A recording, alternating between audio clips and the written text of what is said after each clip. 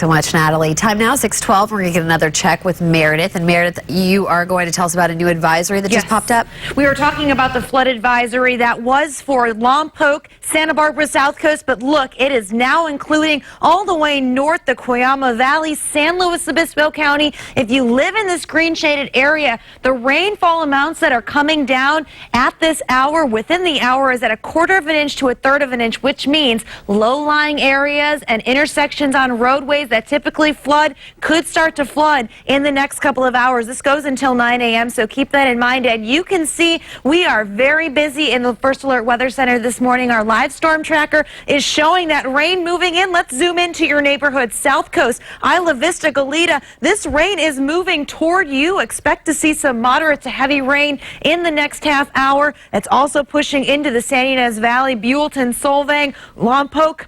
You are also going to start to see that rain get a little bit heavier. And again, this is the kind of rain that could cause some flooding in low-lying areas.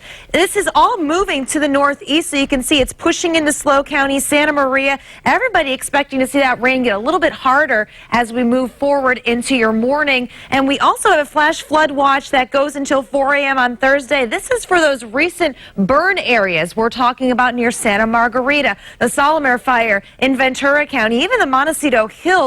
This is going to be the biggest threat we could see. Mudslides. Now, nothing is happening now. Keep that in mind. But this watch means there is that potential. So Camarillo Springs, make sure you are tuning in. I'll keep you updated throughout the morning if we do start to see any changes. But wind advisory continues until noon. Going to see some gusty winds there, and gusty winds and snow makes a winter storm warning for Ventura County mountains in the 33. So again, keep this in mind. Up to 2 feet possible. It's not going to be fun traveling through those areas. We were talking about the high surf. There is a high surf advisory until 10 p.m. on Friday. Here's what we're looking at as far as those waves.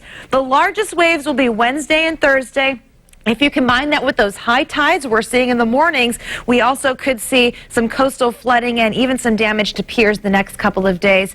And if you have any photos, if you have anything that you see and you can safely take a picture, send it in to me. Be a weather watcher. Let me know what's going on in your neighborhoods. Now let's break this down for your morning. 6 o'clock, 6:30, you're heading to work. You're going to be seeing that moderate to heavy rain in these areas that are yellow and orange. Even by 8:30 when the kids are heading to school, make sure they have their umbrellas and raincoats, especially on the South Coast in Ventura County. We're looking to see some heavy rain there. The models continue to move that rain through Ventura County into the 9:30 hour. 10:30 looks like we might get a little bit of a break, but we're not done just yet. Another round of showers expected by lunchtime to move onto the Central Coast. Maybe some isolated showers on San Marcos Pass. That pushes through by about 12:30, 1 o'clock. It starts to move out, so as we get into the time the kids are heading home from school, may see some isolated showers, but for the most part, things quiet down.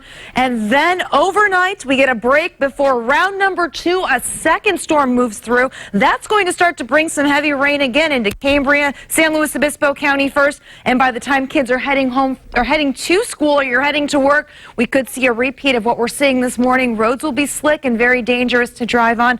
And then that rain will continue into the lunch hour. And then we see some isolated showers and potentially some storms pop up the next couple of days. I'll be monitoring that very closely.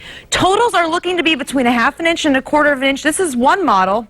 Another model is saying we could get over an inch of rain in some of our viewing areas. So I'm forecasting for your neighborhoods between 1/2 an inch and 1 inch of rain with this storm system through Wednesday, and we could see these numbers get even higher as we head toward the weekend.